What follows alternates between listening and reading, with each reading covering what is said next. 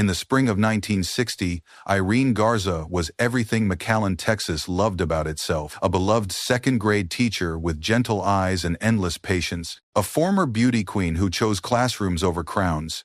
A faithful daughter who never missed Sunday Mass at Sacred Heart Church. On Holy Saturday, April 16th, she drove to confession like she had countless times before. Her parents watched from their porch as she waved goodbye, promising to return soon for Easter preparations. She never came home. Her car was found abandoned that night. Days later, her body surfaced in an irrigation canal, lifeless, brutalized, destroyed. The man who heard her final confession, Father John Feit, a visiting priest with scratched hands and nervous silence. For 57 years, her family lit candles and prayed for justice. The church closed ranks.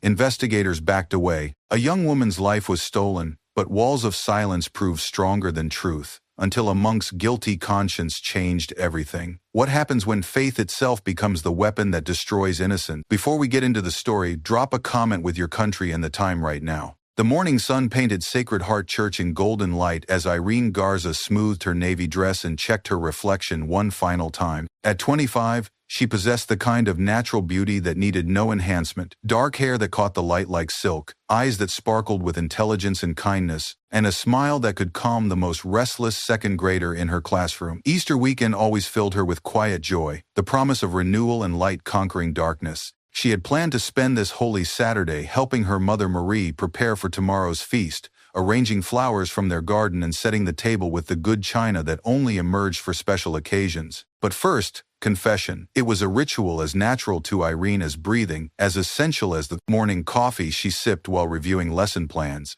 She believed deeply in the cleansing power of the sacrament, in the mercy that waited behind the wooden doors of Sacred Heart's confessional booth. "I'll be back in an hour," she called to her parents, Nicholas and Marie, who sat on their front porch enjoying the mild April air that carried the scent of blooming jasmine from their neighbor's yard. Her father looked up from his newspaper, the McAllen monitor spread across his lap, and smiled with the particular warmth he reserved for his only daughter. Her mother waved from her rocking chair, rosary beads clicking softly in her weathered hands like tiny castanets marking time. "Drive careful, mija," Marie called back, the same words she had spoken every time Irene left the house since she was 16 years old and first got her license. It was a mother's prayer disguised as advice, a benediction wrapped in concern. Nicholas watched his daughter with the pride that had never dimmed since the day she was born. She had been his miracle child, arriving after years of prayers and disappointment, when doctors had told them children might never come. Now she was a teacher, beloved by her students and respected by their parents. She had been Miss McAllen in 1958, wearing the crown with grace and humility that made the whole community proud. But more than her beauty or her achievements, it was her goodness that filled his heart to overflowing. Irene slid into her white Buick and started the engine with a familiar purr. Through the windshield, she could see her parents watching, a ritual of love that had played out thousands of times. She backed out of the driveway with careful precision, turned onto North 10th Street with its canopy of ancient oak trees, and drove towards Sacred Heart Church, unaware that she was driving toward her death. The church stood like a fortress of faith on the corner of 17th Street and Pecan Avenue, its red brick walls and towering spire a beacon for McAllen's growing Catholic community. Built in the 1940s when the town was still small enough that everyone knew everyone else's business, Sacred Heart had become the spiritual center for the Mexican-American families who formed the heart of this Rio Grande Valley community. Irene had been baptized here as an infant, her tiny face serene as Father Martinez sprinkled holy water on her forehead. She had made her first communion here at 7, wearing a white dress that Marie had sewn by hand, every stitch a prayer for her daughter's future. She had been confirmed here at 14, choosing Catherine as her confirmation name because she admired the saint's courage and devotion to learning. For the past 3 years, she had taught Sunday school in the basement classrooms, patient with the wiggling 6-year-olds who struggled to sit still during Bible stories, creative in her methods of making ancient parables relevant to modern children. She knew every stained glass window by heart, could identify each saint depicted in brilliant blues and reds and golds. She knew every worn pew where families gathered week after week, every corner where children played after Mass while their parents lingered to discuss parish business and community concerns. She parked near the side entrance, in the shade of a massive live oak tree that had been growing there since before the church was built. The tree was in full leaf now, creating a natural cathedral of green branches that filtered the morning sunlight into dancing patterns on the walkway. She checked her watch, 9:45 a.m., perfect timing for a leisurely confession before the evening services began. Irene walked through the heavy wooden doors that opened with a familiar creak. The interior was cool and dim, a blessed relief from the growing heat outside. The familiar scent of incense and old wood, of candle wax and fresh flowers, enveloped her like a gentle embrace. A few other parishioners knelt, in prayer scattered throughout the nave, their whispered voices barely audible in the vast space. Mrs. Rodriguez from her neighborhood was there, her gray head bent over a worn prayer book. Old Mr. Gutierrez sat in his usual spot in the third pew, fingering his rosary with hands gnarled by arthritis and decades of construction work. Father John Feit emerged from the sacristy, adjusting his black cassock with movements that seemed both practiced and somehow nervous. At 27, he was young for a priest, carrying himself with the confidence of someone chosen by God, though something restless flickered behind his dark eyes like a candle flame in a drafty room. He had been visiting Sacred Heart for several weeks, filling in while Father Martinez recovered from a heart attack that had shaken the entire parish community. The parishioners had welcomed Father Feit with the warmth they showed all visiting clergy, but some had quietly noted his intensity during sermons, the way his gaze seemed to linger on the young women in the congregation. His homilies were passionate, sometimes almost fevered in their delivery, focusing repeatedly on themes of sin and redemption, temptation and fall from grace. But these were subtle observations, the kind of small discomforts that people pushed aside in the presence of religious authority. "Miss Garza," he said, his voice echoing slightly in the empty nave, "right on time." Irene nodded politely and followed him toward the traditional confessional booth that had served the parish for decades. But instead of gesturing toward the familiar wooden structure where she had confessed her sins since childhood, Father Feit stopped at the entrance to a small room behind the altar. "I thought we might have more privacy," he said, his voice carefully casual. "More comfortable for a longer conversation." The room was barely larger than a closet, furnished with two simple wooden chairs and a small table that held a crucifix and a single candle. A narrow window looked out onto the church parking lot where her white Buick sat patient in the shade. Irene hesitated for just a moment. This was different from her usual confessions, informal in a way that felt slightly uncomfortable, but Father Feit was already closing the door behind them, and she reminded herself that he was a priest, a man of God who deserved her trust and respect. "Please, sit," he said, settling into the chair across from her with movements that seemed both casual and calculated. The small room felt suddenly smaller with the door closed, the air thick with intention that Irene couldn't quite identify.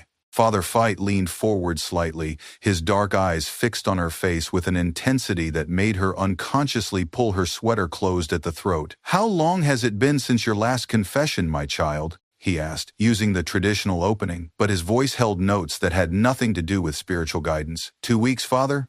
Irene replied, her own voice steady despite the growing unease that she couldn't name. Since Palm Sunday, what happened next in that small room would remain a mystery that haunted investigators for decades. But witnesses later recalled seeing Father Feit emerge alone 15 minutes later, his cassock disheveled, fresh scratches visible on his hands and neck. His face was flushed, his breathing rapid, and he avoided eye contact with the parishioners who still knelt in prayer throughout the church. When Irene failed to return home that evening, the first cracks appeared in McAllen's peaceful facade. Nicholas Garza paced the front porch as the sun set over the Rio Grande Valley, painting the sky in brilliant oranges and purples that seemed to mock his growing worry. He had called the church at 5 o'clock, then again at 6, speaking to Mrs. Santos, who cleaned the building and locked up each evening. "Irene's car is still here," she had told him, her voice tight with concern, "in the parking lot, but I haven't seen her since this morning." By 7 o'clock, Nicholas was calling local hospitals, his voice becoming more strained with each conversation. "My daughter, Irene Garza. She's 25, about 5'4", dark hair. She was wearing a navy dress and a white sweater. She went to Sacred Heart Church this morning and hasn't come home." The hospital operators were kind, but had no information. No one matching Irene's description had been admitted. No accidents had been reported involving a young woman in a navy dress. By 8 o'clock, Nicholas had called every friend whose number he could remember, working through the small address book that Marie kept beside the telephone. Teachers from Irene's school, friends from her college days at Our Lady of the Lake, neighbors who might have seen something, anything that could explain his daughter's absence. Each conversation followed the same pattern, initial concern giving way to growing alarm as the reality settled in that no one had seen Irene since morning, that her car was still at the church but she was not, that something was terribly, horribly wrong. Marie sat in her rocking chair, clutching her rosary so tightly that the beads cut into her palms, whispering Hail Marys in a continuous stream of prayer and desperation. She had not eaten since breakfast, had not moved from her chair except to answer the telephone when Nicholas's calls began bearing the bitter fruit of no information, no leads, no hope.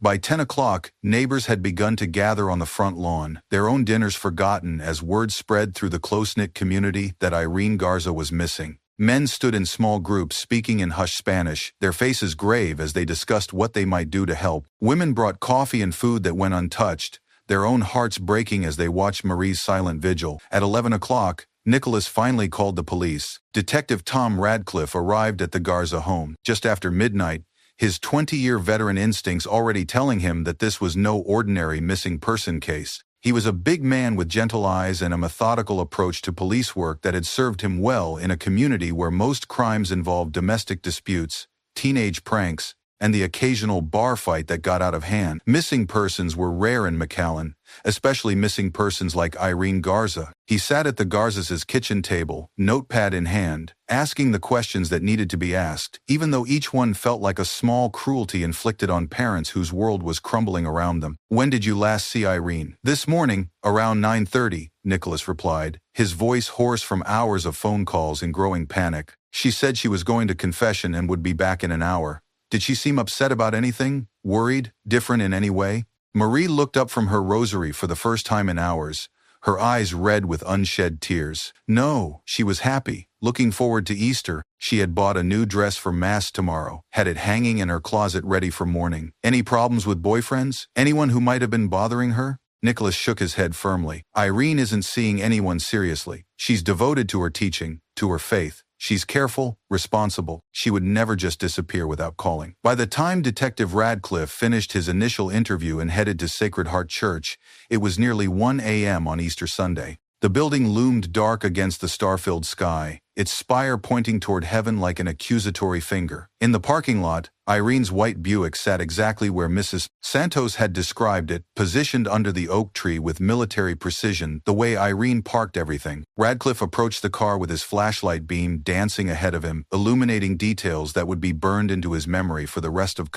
his life. The car was unlocked, keys still hanging in the ignition where Irene had left them with the trusting innocence of someone who had never imagined danger could find her in God's house. Her purse was missing from the passenger seat where she always placed it. So was the small white prayer book she carried to church each week, a gift from her parents on her 16th birthday. Most disturbing of all was the black patent leather shoe lying on the ground beside the driver's door, as if it had been dropped or kicked off in a struggle. It was Irene's favorite pair, the one she wore to church every Sunday, polished to a mirror shine the night before as was her custom. Radcliffe stood in the church parking lot as the first light of Easter Sunday crept across the Rio Grande Valley, his mind already cataloging the evidence that pointed toward violence. A missing purse suggested robbery, but robbers didn't typically strike in church parking lots in broad daylight. A missing shoe suggested flight or struggle, but where was the other shoe? Where was Irene? He called for backup and crime scene technicians, then began the methodical process of searching the church grounds.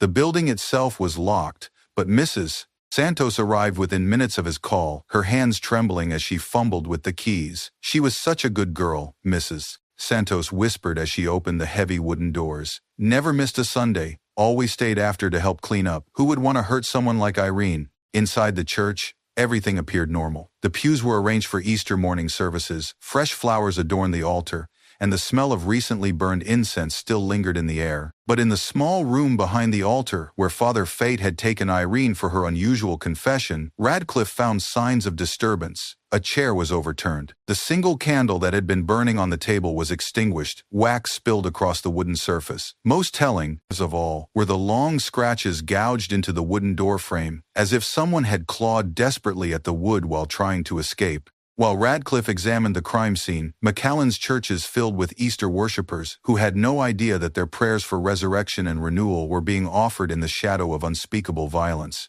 At Sacred Heart, Father Feit conducted morning mass with the same composed authority he had shown all week, his voice steady as he spoke of Christ's triumph over death and darkness. But several parishioners later remembered details that seemed insignificant at the time but would take on terrible meaning in the days to come. The fresh scratches on Father Feit's hands and forearms, too numerous and too deep to be explained by gardening or accidental injury. The way his voice seemed to catch when he spoke of redemption and forgiveness during his Easter homily. The nervous habit he had developed of touching his collar, as if the clerical clothing was somehow choking him.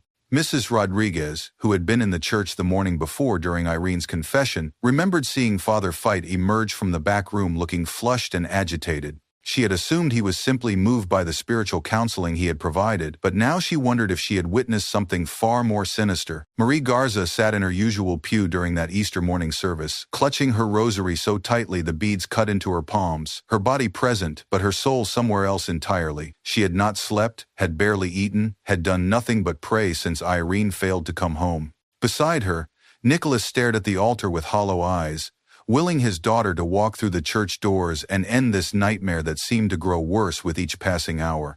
The congregation whispered prayers for Irene's safe return between the traditional Easter hymns, their voices carrying hope that was already beginning to feel forced. By the Branta Day, time Mass ended, word had spread throughout McAllen that something terrible had happened to their beloved teacher, that the bright light that was Irene Garza had somehow been extinguished in the darkness. The search that followed mobilized the entire community in ways that McAllen had never experienced before. Volunteers organized into groups that spread across Hidalgo County like spilled water, checking barns and abandoned buildings, fields and roadside ditches, anywhere a young woman might be hidden or might have fled.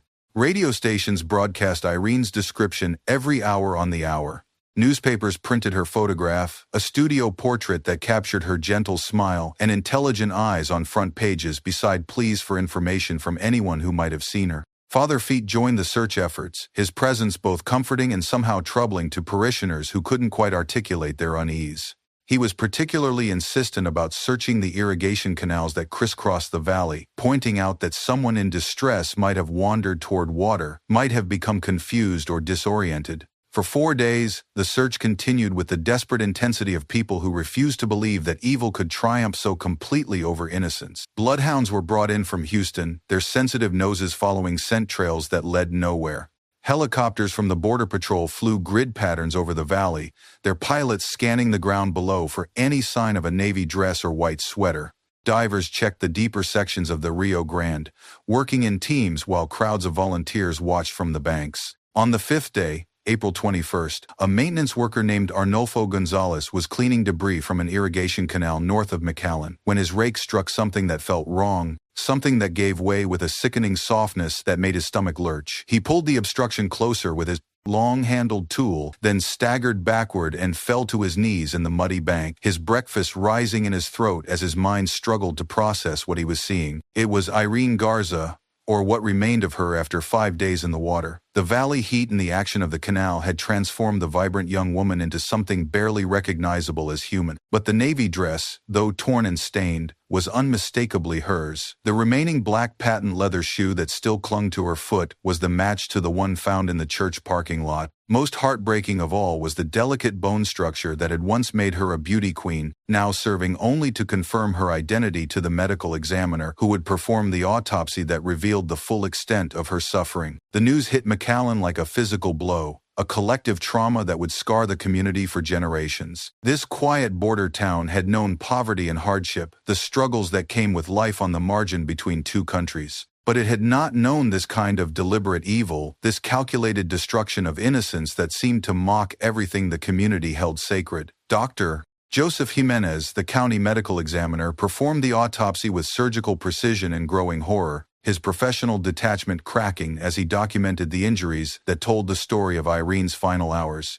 She had been beaten unconscious with sufficient force to fracture her skull in multiple places. She had been sexually assaulted while unconscious, her body bearing evidence of violence that spoke to the perpetrator's complete disregard for her humanity. Most disturbing of all, and the detail that would haunt investigators for decades, was the clear plastic bag that had been placed over her head and secured with rope in a deliberate act of suffocation. This was not a crime of passion or sudden violence, but something methodical and planned, carried out by someone who wanted to watch his victim die slowly and deliberately. The autopsy also revealed that Irene had been placed in water while still alive, that she had struggled against her restraints as the canal water filled her lungs. Her fingernails were broken and bloody from clawing at the plastic bag, from fighting desperately for a breath that would never come. She had died alone, in terror and pain, calling out for help that would never arrive. Store owners closed early when the news of Irene's death spread through town. Children were kept indoors, their parents suddenly seeing danger in familiar places that had always seemed safe.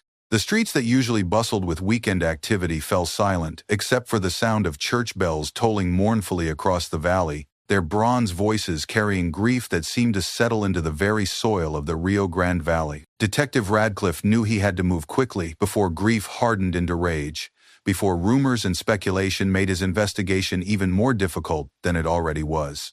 In small towns, whispers traveled faster than truth, and already the name Father Feit was being spoken with a mixture of suspicion and disbelief that reflected the community's struggle to reconcile their faith with the growing evidence of betrayal. The priest had been the last person to see Irene alive, that much was certain. Several parishioners had noticed the fresh scratches on his hands during Easter Mass, marks that looked suspiciously like fingernail gouges from someone fighting for her life. Most damning of all were the records that Detective Radcliffe had uncovered, showing that just 3 weeks earlier, a young woman named Maria America Guerra had been sexually assaulted near Edinburgh by a man matching Father Feit's description. Maria America Guerra had been 19 years old and devoutly Catholic when she went to confession at Sacred Heart Catholic Church in Edinburgh on March 23, 1960. Like Irene, she was a young woman of faith who trusted in the sanctity of the confessional and the moral authority of the priesthood. Like Irene, she found herself alone with a visiting priest who suggested they conduct their conversation in a private room rather than the traditional confessional booth. The assault that followed was brutal and methodical, leaving Maria unconscious and traumatized in the church rectory. When she came to,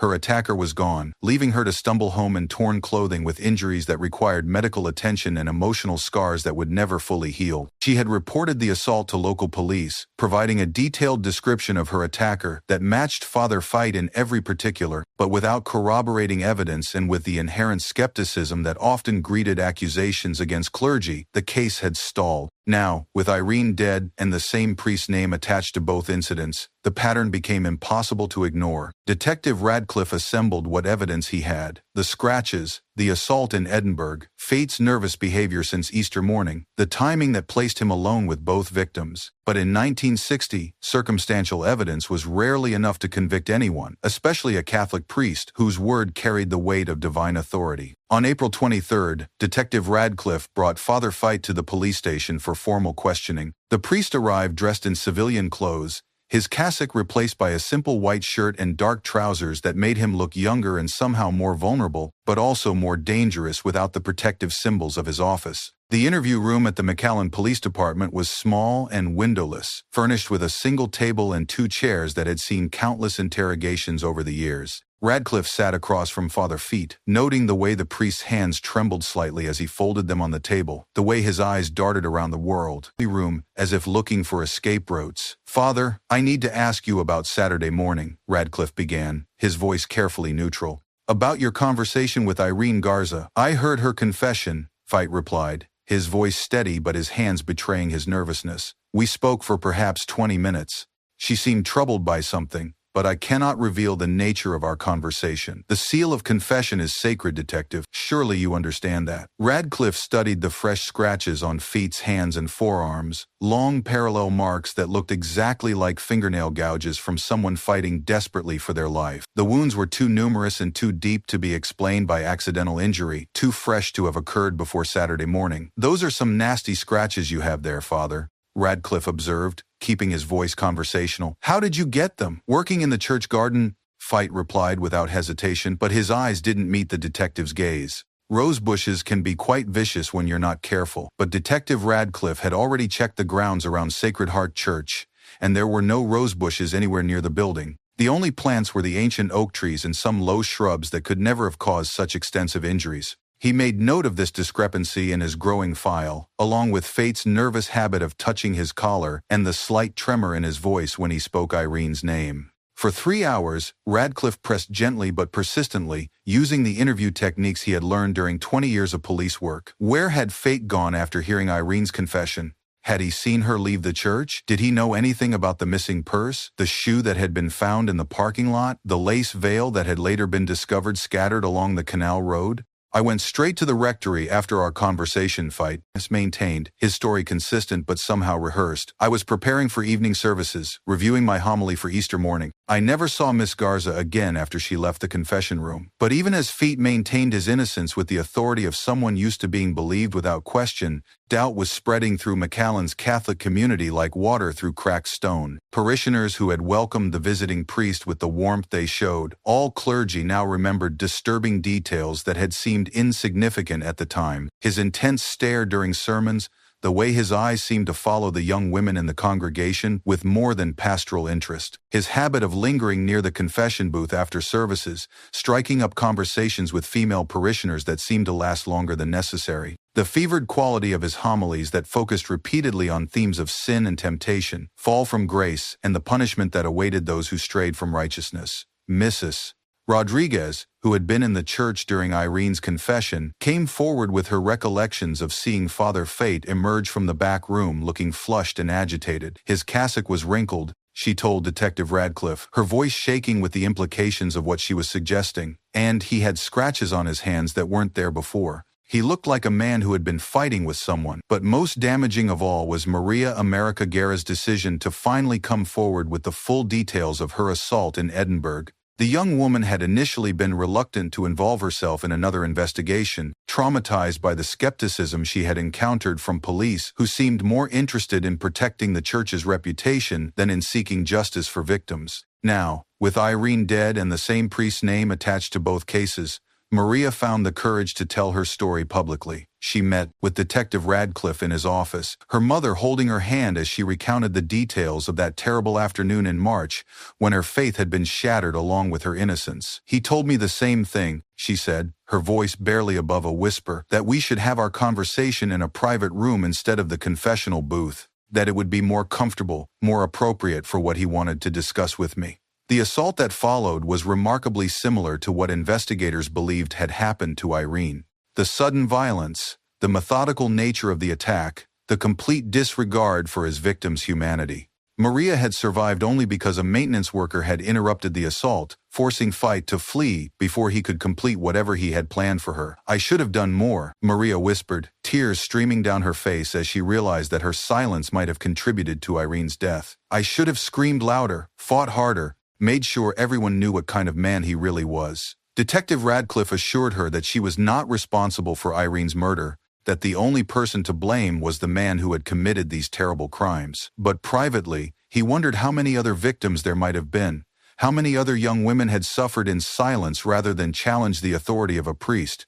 The pattern was becoming impossible to ignore, but proving it in court would be another matter entirely. This was 1960, when the word of a priest carried enormous weight, when the Catholic Church was seen as an institution beyond reproach. Physical evidence was limited, and much of the case would rest on the testimony of victims, whose credibility would inevitably be questioned by defense attorneys. Most frustrating of all was the response of church authorities, who seemed more concerned with protecting the institution's reputation than with seeking justice for the victims. When Detective Radcliffe requested access to Father Feit's personnel files and records of his previous assignments, he was met with polite but firm refusal. Father Feit is a good man who has served the church faithfully, Monsignor James O'Connell told the detective during a meeting at the diocesan offices in Brownsville. These accusations are nothing more than gossip and speculation, the product of overactive imaginations and anti-Catholic prejudice. The church will not participate in a witch hunt against one of its servants. But behind the scenes, church officials were taking action of their own. Within days of Irene's funeral, Father Feit was quietly transferred away from the Rio Grande Valley, reassigned to a monastery in Arizona where he could be watched more closely and where his access to potential victims would be limited. No official explanation was offered to the parishioners at Sacred Heart, who were told only that Father Feit had been called to other duties that required his immediate attention. The matter was considered closed by ecclesiastical authorities who believed in the power of prayer and institutional protection to heal all wounds, regardless of how deep they might be. The years that followed Irene's murder passed like a slow river, carrying away witnesses and memories but never quite washing clean the stain of what had happened on that holy Saturday morning in 1960. Detective Radcliffe closed the official investigation in June 1960, citing insufficient evidence to proceed with charges against Father Feit. The case file was locked away in a metal cabinet at the Hidalgo County Sheriff's Department, where it would gather dust for 4 decades, while the truth remained buried beneath layers of institutional silence and community desire to forget. Nicholas and Maria Garza aged prematurely in the years following their daughter's death, their hair turning white, their faces etched with lines of perpetual sorrow that no amount of time seemed able to soften. Every Easter brought fresh pain. Every news story about unsolved murders reopened wounds that had never properly healed. They attended Mass at Sacred Heart every Sunday, sitting in the same pew where they had prayed for Irene's safe return, now praying for justice that seemed increasingly unlikely to come. Marie kept Irene's bedroom exactly as it had been on that final morning, the Easter dress still hanging in the closet, the lesson plans still stacked neatly on the desk beside the window where Irene had graded papers in the afternoon sunlight. Friends and relatives urged her to pack away these reminders, to allow herself to begin healing, but Marie refused. "She's still my daughter," she would say,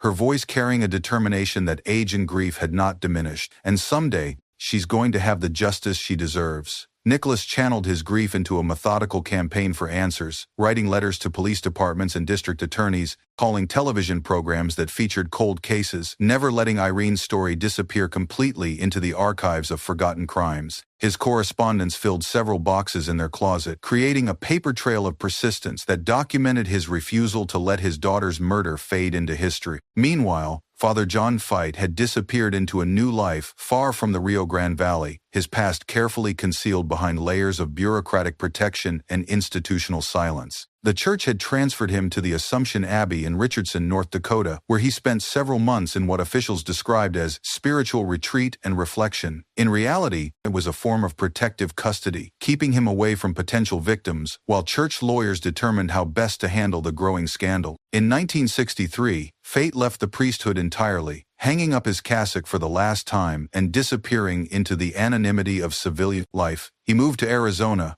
where he married a woman named Lorraine who knew nothing of his past, and raised 2 children who grew up believing their father was simply a former priest who had chosen love over celibacy. To his neighbors in Phoenix, John Feit was a quiet man who kept to himself, someone with a shadowy past that he never discussed but which seemed to involve some kind of tragedy or disappointment. He worked ordinary jobs, insurance, sales, office management, positions that required no background checks or detailed examination of his history. He lived in ordinary houses in ordinary neighborhoods and seemed to have successfully buried the terrible secret that had driven him from Texas. But some secrets refuse to stay buried, no matter how deep they are planted or how many years pass over them. In monastery cells and parish offices across the country, men of faith struggled with knowledge they could neither forget nor safely reveal, carrying the weight of confessions that were too terrible to ignore and too dangerous to repeat. Father Joseph O'Brien had served alongside Feit during those final weeks in McAllen,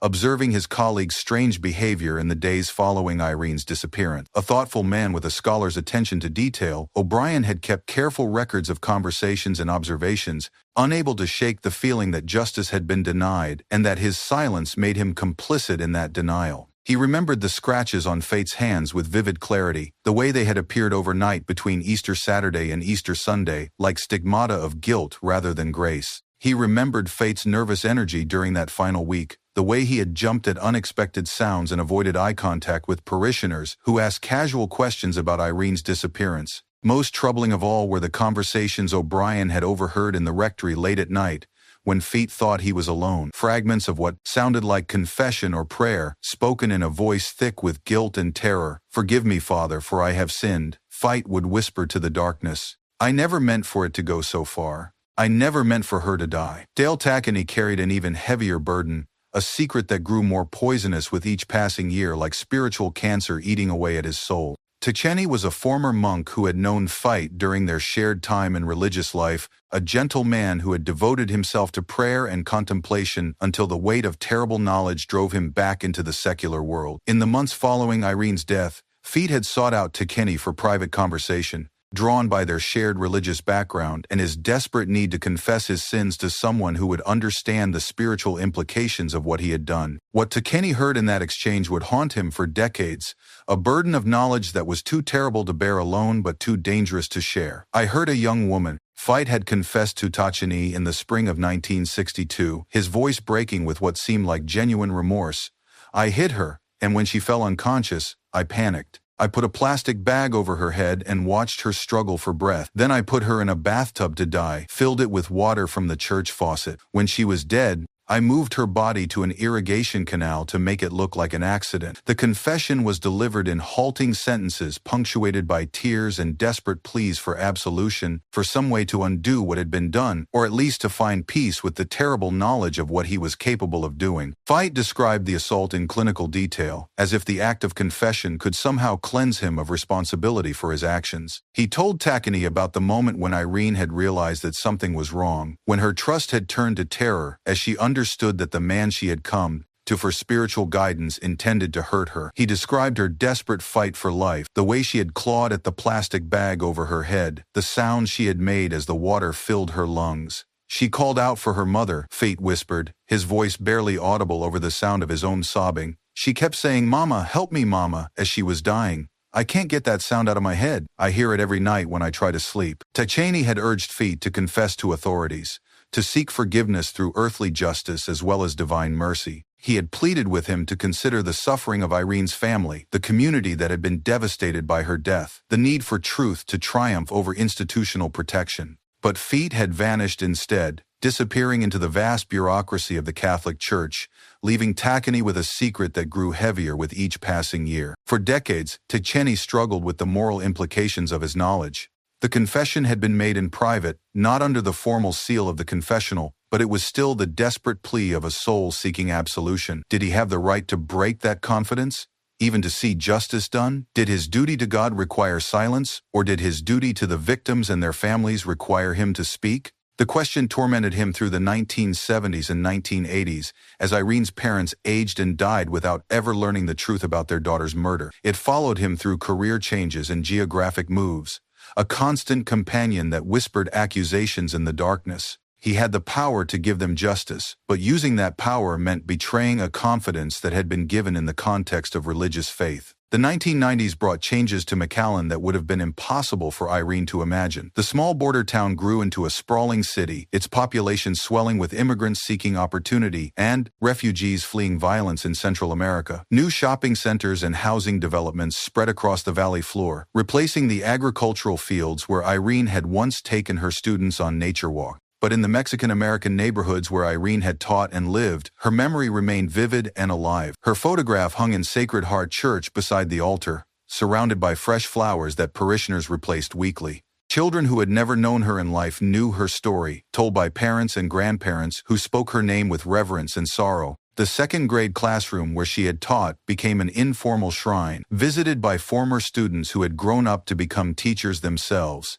Inspired by her example of dedication and love, they would stand in the doorway and remember her patience with the struggling readers, her creativity in making math lessons fun, her ability to see potential in every child regardless of their background or ability. Maria Garza continued her daily ritual of prayer and remembrance until her death in 1987, lighting candles for her daughter and whispering promises that justice would someday come. On her deathbed, she made Nicholas promise to never stop seeking answers, to never let Irene's story disappear into the silence that the church and civil authorities seemed so determined to maintain. "God knows the truth," she whispered to her husband as her life ebbed away. "And someday, everyone else will know it too. Our daughter will have her justice, even if we're not here to see it." Nicholas kept that promise for another decade, his grief transforming into a methodical obsession with uncovering the truth. He wrote hundreds of letters to police departments and district attorneys, documenting every detail of the case and demanding action. He called television programs that featured cold cases, appeared on local radio shows, and gave interviews to newspaper reporters who were interested in the decades-old mystery. His efforts brought occasional attention to the case but no real progress toward justice. The institutional barriers that had protected Father Feit in 1960 remained firmly in place, supported by a legal system that was reluctant to pursue cases without physical evidence and a church hierarchy that continued to protect its own interests above those of victims and their families. When Nicholas died in 1997, relatives found boxes of documents in his closet, newspaper clippings carefully preserved in plastic sleeves, copies of police reports obtained through Freedom of Information requests, correspondence with church officials who had stonewalled his inquiries for 37 years. His persistence had created a comprehensive archive of the case, a paper trail that would prove invaluable when investigators finally decided to pursue justice. But the case might have died with Nicholas if not for the guilty conscience of men who had stayed silent too long, carrying secrets that had grown too heavy to bear in solitude. In the spring of 2002, Dale Tacony finally reached the point where his need for spiritual peace outweighed his fear of the consequences that might follow from breaking 40 years of silence. He contacted the Texas Rangers, his voice trembling as he revealed what Father Feit had told him in that desperate confession 4 decades earlier. The admission that had been eating at his soul suddenly became the key that could unlock a case everyone had assumed was permanently closed, buried beneath decades of institutional protection and public indifference. Sergeant George Sadler listened to Tacony's story with growing amazement and professional skepticism that gradually gave way to conviction. Cold cases from the 1960s were rarely solved. Too much time had passed, too many witnesses had died, too much evidence had been lost or destroyed or contaminated by decades of storage. But this was different. This was a direct confession from the perpetrator, preserved in the memory of a credible witness who had no reason to lie and every reason to remain silent. "Tell me exactly what he said," Seidler instructed, his voice carefully neutral as he prepared to record what might be the most important testimony in the history of Texas cold case investigations. Tacony closed his eyes and summoned the words that had been burned into his memory for 40 years, repeating Feit's confession with an accuracy that was both heartbreaking and damning. Every detail was intact, preserved with the precision of someone who had spent decades praying for the courage to speak the truth. Within weeks of Tacony's revelation, investigators had tracked down Father O'Brien, now elderly but still sharp in his recollections of that troubled spring in 1960. His testimony corroborated Tacony's account, adding crucial details about Feit's behavior in the days following Irene's disappearance that supported the theory of his guilt. "He was different after that weekend," O'Brien recalled, sitting in his modest apartment surrounded by religious books and faded photographs of his decades in the priesthood. "Nervous, guilty-looking, like a man carrying a terrible secret. And those scratches on his hands, I'll never forget them. When I asked how he got them, he gave 3 different explanations in the same conversation." The renewed investigation gained momentum as more witnesses came forward, encouraged by the news that someone was finally taking the case seriously after decades of official indifference. Church records were subpoenaed, revealing a pattern of troubling behavior and hurried transfers that suggested institutional knowledge of Feit's propensities and deliberate efforts to cover up his crimes. Most importantly, investigators discovered physical evidence that had been overlooked in 1960. A slide viewer found near the canal where Irene's body was discovered traced back to equipment that had been reported missing from Sacred Heart Church. The device, used for viewing photographic slides, bore Feit's fingerprints and provided the first concrete physical link between the suspect and the crime scene. But building a prosecutable case after 40 years presented enormous challenges that would test the limits of the American justice system. Many witnesses had died in the intervening decades, taking their memories and observations to the grave. Physical evidence had deteriorated or disappeared entirely, lost to time and the limitations of 1960s forensic science. Defense attorneys would certainly argue that memories had been corrupted by time and suggestion, that circumstantial evidence from 1960 couldn't possibly meet modern standards of proof beyond a reasonable doubt. They would point to the lack of DNA evidence, the absence of contemporary photographs of Feit's injuries, the possibility that witnesses were confusing details or creating false memories based on decades of speculation and rumor. The breakthrough that investigators needed came when they finally tracked down John Feit himself, now in his 70s and living quietly in Phoenix under his married name. Confronted with the new evidence and Tacony's revelation, Feit initially maintained his innocence with the same authority that had protected him for decades. But as investigators pressed harder, cracks began to appear in his carefully constructed facade of respectability. When shown photographs of Irene and asked to explain his memories of their final conversation, his hands trembled visibly. When confronted with the testimony of his assault on Maria America Guerra, his voice broke with what sounded like genuine emotion. Most damaging of all was his response when investigators revealed that they knew about his confession to Dale Tackney. For just a moment, his mask slipped completely, and they saw in his eyes the acknowledgement of guilt that he had been hiding for more than 40 years. "I was young," he whispered, his voice barely audible in the sterile interview room at the Phoenix Police Department. "I made mistakes, I hurt people, but I've spent my whole life trying to make up for what I did." It wasn't a confession, but it was close enough to convince investigators that they had found Irene's killer. The question now was whether they could convince a jury to convict a man for crimes committed nearly half a century earlier, based largely on the testimony of elderly witnesses recalling events from their youth. In 2015, Hidalgo County District Attorney Ricardo Rodriguez announced that his office was reopening the Irene Garza murder investigation, a decision that sent shockwaves through South Texas and captured national attention as one of the most significant cold case developments in decades. Rodriguez understood the challenges he faced, prosecuting a case from 1960 with evidence that had been degraded by time and witnesses whose memories had been filtered through more than 50 years of speculation and sorrow. But he also understood the moral imperative that drove his decision, the obligation to seek justice for victims who had been denied it by earlier generations of prosecutors who were too willing to defer to institutional authority and too quick to accept convenient silence over difficult truth. Irene Garza was 25 years old when she was murdered, Rodriguez told a packed press conference at the Hidalgo County Courthouse. She was a teacher, a daughter,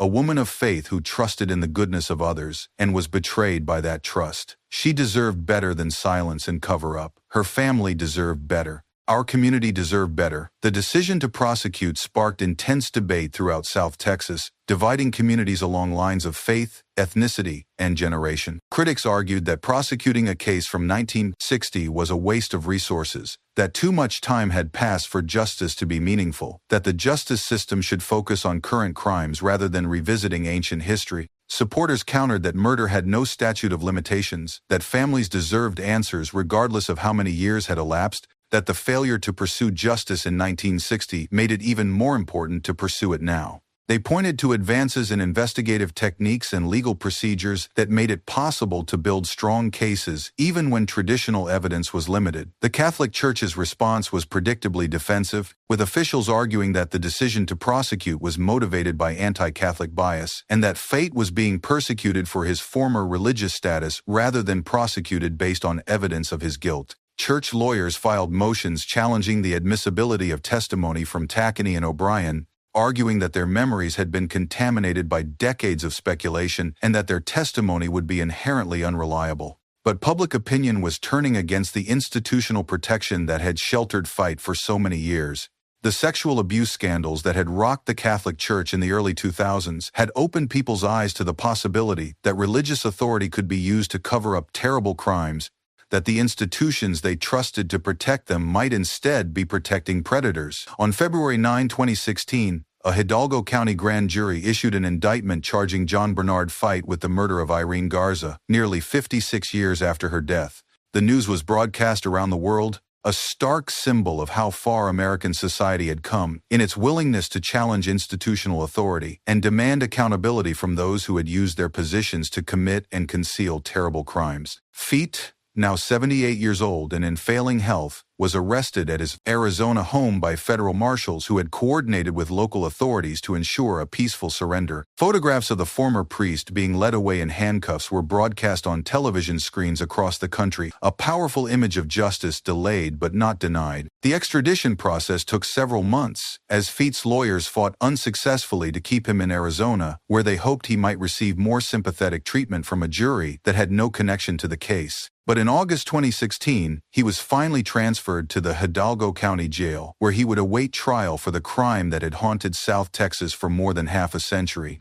The legal proceedings that followed were among the most closely watched in Texas history, drawing reporters from major news organizations and legal experts who saw the case as a test of how far the justice system could reach into the past to address crimes that had been covered up by institutional power and official indifference. Jury selection alone took nearly 2 weeks, as attorneys on both sides struggled to find 12 people who could fairly evaluate evidence from 1960 without being influenced by decades of speculation and media coverage. The prosecution wanted jurors who would be willing to convict based on circumstantial evidence and elderly testimony, while the defense sought jurors who would demand modern standards of proof and be skeptical of memories that had been filtered through more than 50 years of time. The trial began on November 30, 2017, in the Hidalgo County Courthouse, where overflow crowds of spectators, reporters, and family members packed every available seat. The courtroom had been renovated since 1960, but the sense of history was palpable as prosecutors prepared to argue a case that had been building for nearly 6 decades. Prosecutor Michael Garza, no relation to the victim despite sharing her surname, opened with a methodical presentation of evidence that had been decades in the making, painting a picture of a predator who had used his religious authority to gain access to victims and then relied on institutional protection to escape justice.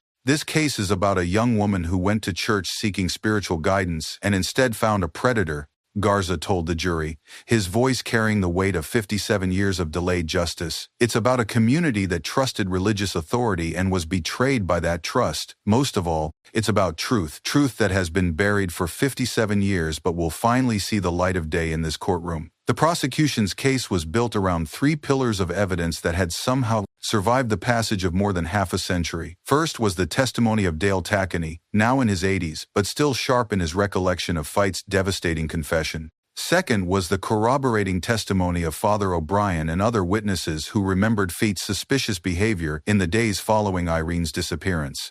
Third was the pattern of violence established by Maria America Guerra's account of her assault in Edinburgh, which showed that Irene's murder was not an isolated incident but part of a deliberate pattern of predatory behavior. Dale Tackany took the witness stand on the second day of trial, his journey from the monastery to the courtroom representing one of the most dramatic character arcs in legal history. Now in his 80s, his voice carried the weight of decades as he recounted the terrible burden he had carried since 1962. When a desperate John Feit had sought him out for the confession that would ultimately destroy them both. He told me he had killed a young woman, Tackany testified, his eyes fixed on the jury with an intensity that commanded absolute attention. He said he had hit her and knocked her unconscious during what was supposed to be her confession. Then he put a plastic bag over her head and placed her in a bathtub to drown. He described watching her struggle for breath, listening to her call out for her mother as she died. The courtroom was silent except for the soft sound of tears being shed by Irene's surviving relatives, who had waited their entire adult lives to hear these words spoken in an official proceeding. Norma Rodriguez, Irene's cousin, who had become the family's spokesperson during the long wait for justice, wept openly as she finally heard the details of her cousin's final moment. Defense attorney O.R. Renee Flores faced an almost impossible task in cross-examining Tackany, trying to undermine the credibility of a man whose obvious sincerity and moral authority made him a compelling witness. Flores focused on the passage of time, suggesting that memories from 55 years earlier could not possibly be reliable, that Tackany might be confusing details or creating false memories based on decades of speculation. Mr. Tackany, Flores asked, his voice respectful but skeptical, you're asking this jury to believe that you remember exact details of a conversation from 1962, 55 years ago. Don't you think it's possible that your memory has been influenced by everything you've read and heard about this case over the years? But Tackany's response was devastating in its simplicity and conviction. Sir, he said, his voice steady despite the emotional weight of the moment, there are some things you never forget, some words that burn themselves into your soul and stay there forever. What Father Feit told me about killing that young woman, those are words I've heard every night for 55 years. I remember them because I've never been able to forget them. Father O'Brien, now 91 and frail, testified via videotaped deposition about Feit's suspicious behavior in the days following Irene's disappearance. His testimony was punctuated by long pauses as his failing memory struggled to retrieve details from 6 decades past, but the essential facts remained clear and consistent with Tackany's account. He had scratches on his hands, O'Brien recalled, his voice thin but determined, deep scratches that looked like someone had clawed at him. When I asked how he got them, he couldn't give me a straight answer. First he said it was from gardening, then from moving furniture, then from helping repair a fence. 3 different stories in the same conversation. The prosecution also called Maria America Guerra, now in her 70s, but still carrying the emotional scars of her assault in Edinburgh 57 years earlier. Her testimony was particularly powerful because it established a pattern of predatory behavior that made Irene's murder seem not like an isolated incident, but like the inevitable escalation of a man who had learned to use his religious authority as a weapon against vulnerable women. He told me the same thing he told Irene, Maria testified, her voice strong despite the passage of decades, that we should have our conversation in a private room instead of the confessional booth, that it would be more comfortable, more appropriate for what he wanted to discuss. I trusted him because he was a priest. That trust almost killed me. The prosecution's case was built on testimonial evidence and circumstantial connections rather than DNA or modern forensic proof. But piece by piece, prosecutor Michael Garza assembled a narrative that pointed unmistakably toward Feit's guilt. The scratches on his hands that multiple witnesses remembered, his access to the church and opportunity to be alone with Irene, his history of sexual assault that showed a pattern of predatory behavior, most damning of all, his own words as preserved in Tacani's memory and conscience. Defense attorney Flores faced the nearly impossible task of creating reasonable doubt in a case where the evidence, while circumstantial, painted a compelling picture of guilt. His strategy focused on the passage of time and the limitations of human memory, arguing that testimony from the 1960s could not possibly meet modern standards of reliability and accuracy. This case is about memory and the tricks that time plays on human recollection, Flores told the jury in his opening statement. Dale Tacheny may genuinely believe he remembers a conversation from 55 years ago, but believing something doesn't make it true. Joseph O'Brien may think he recalls scratches on John Feit's hands, but thinking you remember something isn't the same as actually remembering it accurately. The defense also pointed to the lack of physical evidence linking Feit to the crime, the absence of DNA that could definitively prove his guilt, the possibility that other suspects had never been properly investigated. They suggested that the prosecution was asking the jury to convict based on speculation and rumor rather than proof beyond a reasonable doubt. Where is the DNA evidence?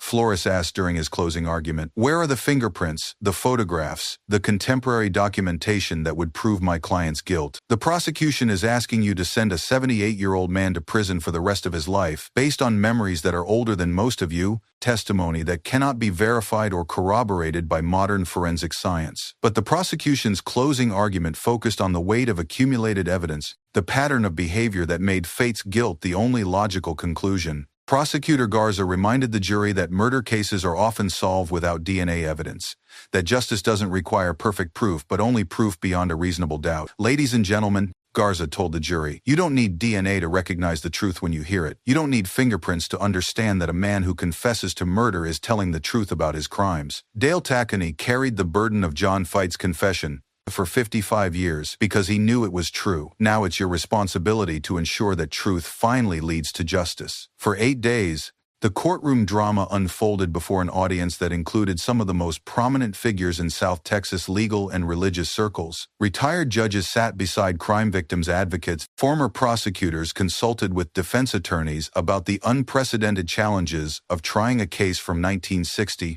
and national media outlets sent their most experienced reporters to cover what many called the cold case of the century. John Feit sat through the proceedings with stoic silence, occasionally whispering to his attorneys but never taking the witness stand in his own defense. Age and illness had transformed the charismatic young priest into a frail, elderly man who seemed almost shrunken by the weight of accusations that had followed him for 6 decades. His family members sat in the gallery, struggling to reconcile the grandfather they knew with the monster described in the testimony of prosecution witnesses. On December 7, 2017, after 6.5 hours of deliberation, the jury returned with their verdict. The courtroom fell silent as foreman Jesse Olvera stood and cleared his throat, preparing to read the words that would finally bring closure to one of the most notorious cold cases in American history.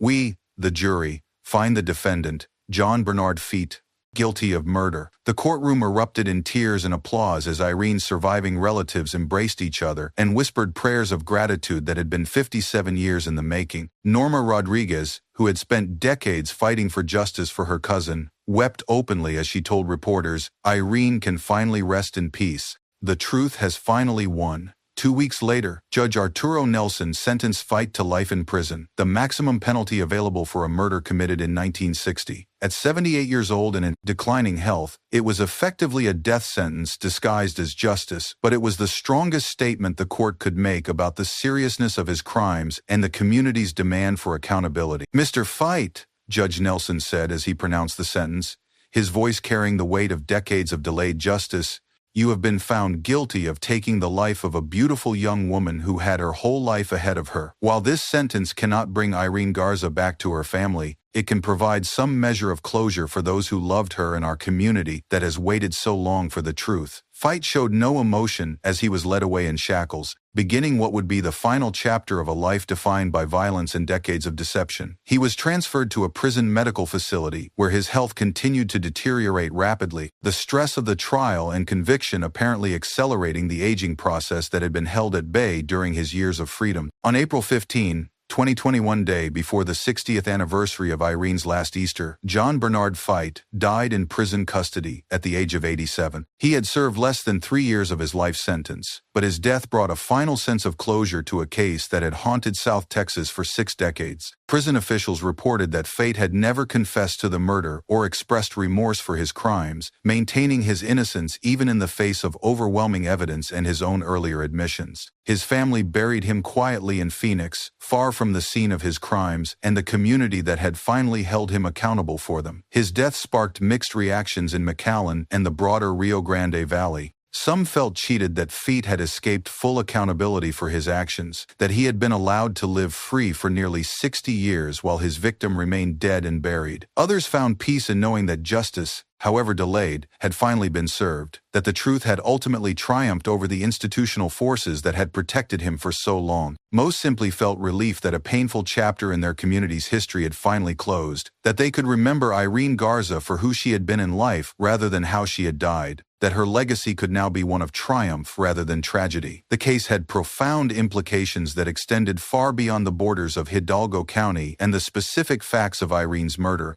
It demonstrated that the American justice system, despite its flaws and limitations, was capable of pursuing truth, even when that pursuit required challenging powerful institutions and overturning decades of official silence.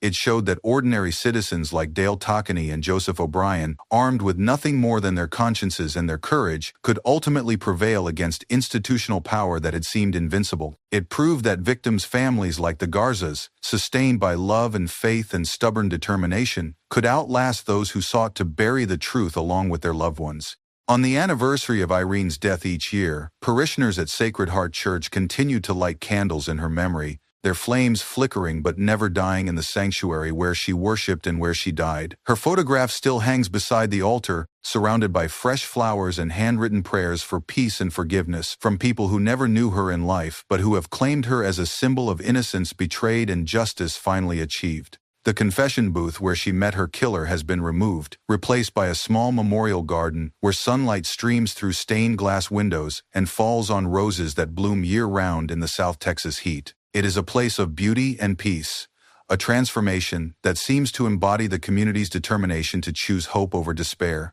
healing over hatred. Her former classroom at the elementary school where she taught has become an informal shrine, visited by educators who draw inspiration from her dedication to her students and her belief in the power of learning to transform lives. A small plaque beside the door reads simply, "Irene Garza, 1934-1960, beloved teacher. Her light continues to shine." The case has been studied by legal scholars and law enforcement professionals as an example of how cold cases can be successfully prosecuted despite the passage of decades and the loss of traditional evidence. It has been featured in documentaries and true crime programs that have brought Irene's story to national and international audiences, ensuring that her memory will survive long after the last person who knew her personally has passed away. But perhaps the most important legacy of Irene Garza's story lies not in legal precedent or investigative technique, but in the simple truth that goodness can outlast evil, that love can survive hatred, that light can eventually penetrate even the deepest darkness. Her brief life touched hundreds of students, countless parishioners,